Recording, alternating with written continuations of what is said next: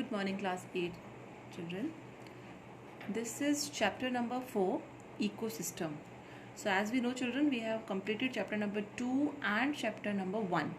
So chapter number 3 we are going to take it later on, and today we are going to start the new chapter, that is chapter number 4, ecosystems. So in this chapter, children, first of all we are going to understand what is a ecosystem. What do we understand between ecosystem, the definition of ecosystem, and what are the biotic and abiotic factors that affect the ecosystem. So first we are going to start with the topic ecosystem. First, the name of the chapter, ecosystem, we are going to understand what does it mean.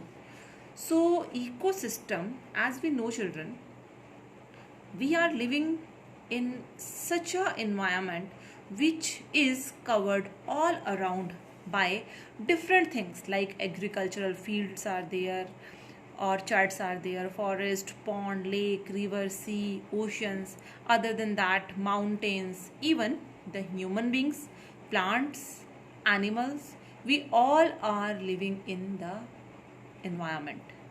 So we all are, just like plants and animals, environment, climate, we all are dependent on each other. We can't live without each other. Just like from the atmosphere we are taking oxygen, we can't live without oxygen. Same way we are dependent on plants, because maximum of us, the product that we eat, they are the plant product. So whatever the things we need, we are all getting from other organisms, and that is why we are able to survive on the earth. So what is an ecosystem? So already the definition is there. An ecosystem is a self-contained area composed of all the different organisms living in it, interacting with each other, as well as interacting with physical conditions such like sunlight, air, water, soil, climatic factor, etc. prevailing in the area. So what does it mean? Ecosystem, it is a self-contained area. It is an area in which different organisms, they interact with one another. Different organisms interact with one another, and we are also interacting with the physical conditions like sunlight, air, water, soil, many climatic factors that are present in that area. So this is the main definition of the ecosystem. Now if we divide that word into two parts, just like ecosystem, so that ecosystem means house, and it has taken from a Greek word, oikos, which means a house. So a house in which that is a place where a person, an inhabitant, living together, where any living thing is living and they are interacting with each other, as well as they are interacting with the physical environment. So this interaction of food, maybe the interaction is because for the food, maybe for the place, maybe for the oxygen. So we are interacting with one another. So that is why the ecosystem is present all around. Now ecosystem, if it is present in the forest, so that can be a forest ecosystem. Now example, now we are going to understand it more clearly. Suppose we have taken the example of forest. Now in forest, as we know, forest is all around surrounded by plants. So plants, they are eaten by some organisms. So when the plants are eaten by some organisms, so the plants, they act as a food producers, because they are producing the food, and the animals which are eating that food, they are the consumer, they are consuming that food which is available in the forest. So what they are doing, they are interacting with one another, they are getting benefit from each other, and that is why they are forming a ecosystem. So producers are there, consumers are there. So as we know, plants are the only producers on the earth. So plants, they are also called as autotrophs. So why they are called as autotrophs? Because they are the only living ones which makes the food for others. They make their self food. So they are called as either producers or they are called as auto. Auto means self, trophs means food. So they are the organisms which are making their own food. Now they are the autotrophs.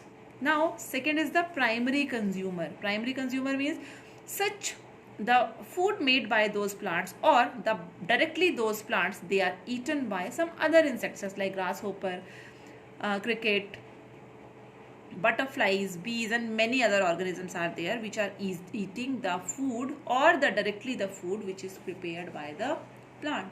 So such are called as primary consumers. Means they are the directly plant eaters. So primary consumers, we can also call them herbivores. Those who are directly eating the plants. Now after primary consumers, we have the secondary consumers. Now those organisms which have already eaten the plant, those organisms are eaten by other big organisms. So those big organisms, they are called as secondary consumers. Means they are eating the flesh of other plants. So they are called as maybe the carnivorous or the secondary consumers. Next is, example is that grass is eaten by grasshopper. So grass is the producers and grasshopper is the primary consumer. So when the grass is eaten, grass act as a producer and grasshopper act as a primary consumer. This primary consumer, suppose it is eaten by a frog. So it will be a frog will be a secondary consumer. Frog will be eaten by snake. So snake will be the tertiary consumer. Tertiary consumer. So same way there is a formation of food chain. So food chain, same way we make the tropical levels. Now first I will show you the tropic level. Now on the next page you can see this diagram. So in this diagram, what is that? Now you can see the plants are here. Now plants, they are the producers, they are the autotrophs. Now these plants, they are included in tropic level 1. Now these producers, they are eaten by primary consumers. Primary consumers means the herbivorous organisms which only eats the plant. So they are considered in tropic level 2. Now third is the secondary consumers. They are the carnivorous which eat both plants and animals. So they are considered as a tropic level 3. Now the top consumers or the tertiary consumers. Now why we are calling them top consumer or the carnivorous? Because they eat the dead animals also as well as they eat the living organisms also. Just like the example you can say owl is here, eagle is here. So whatever the waste material they are getting of a living body, they eat that, maybe dead, maybe living. So they are in the tropic level 4. So same way now we have the tropic level 1, tropic level 2, tropic level 3, tropic level 4. Now when they die, now when these organisms are dying, they are again coming back to the soil.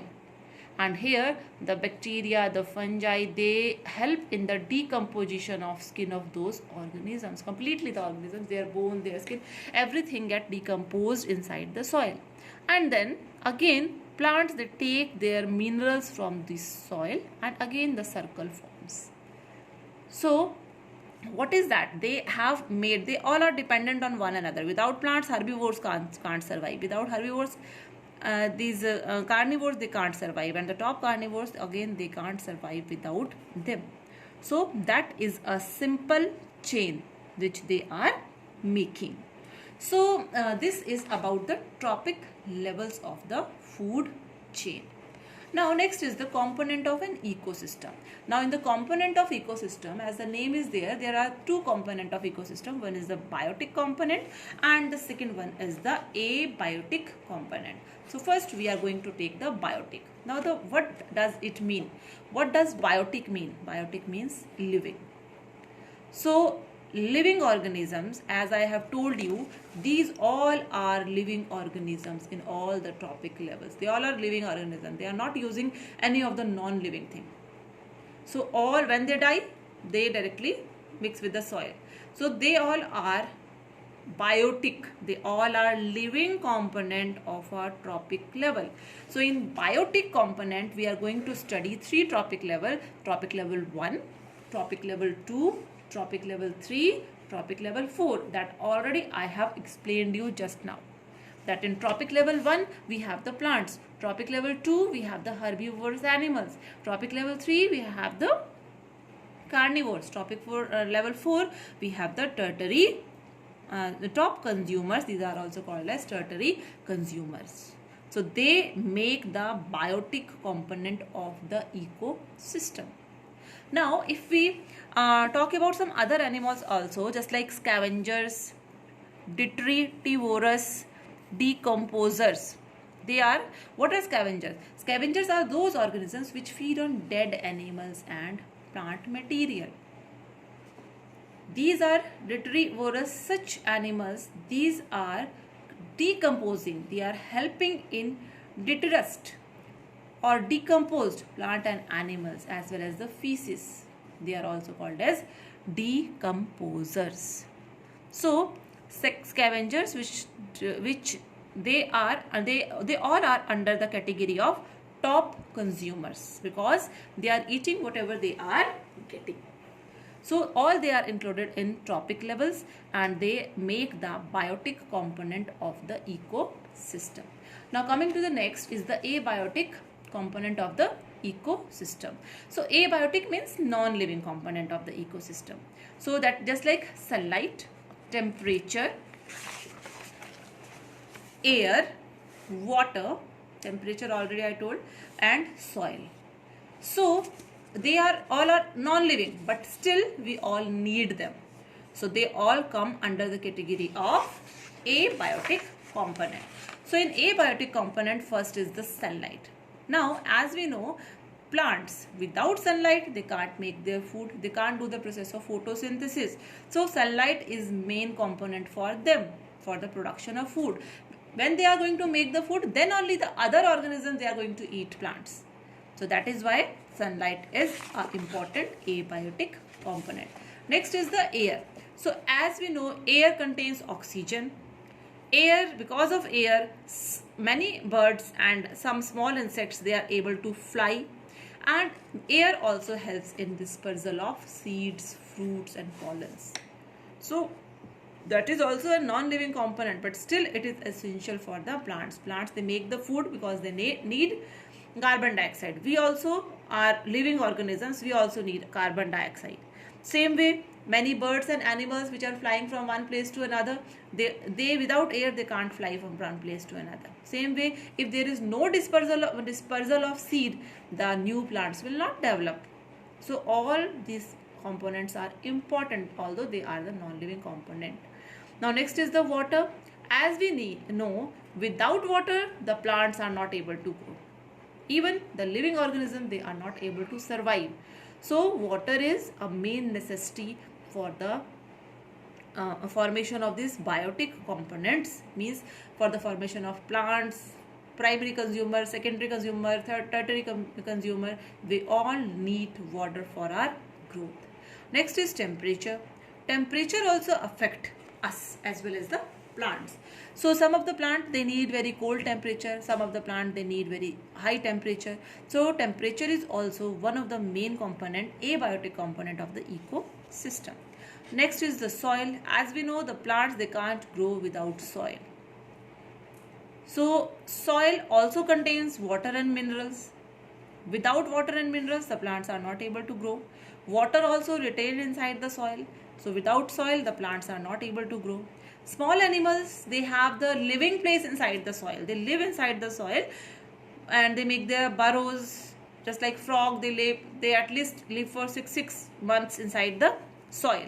So all these organisms require these all abiotic component, and without the abiotic component they are not able to survive. Further topic I will explain in the second video. Thank you children.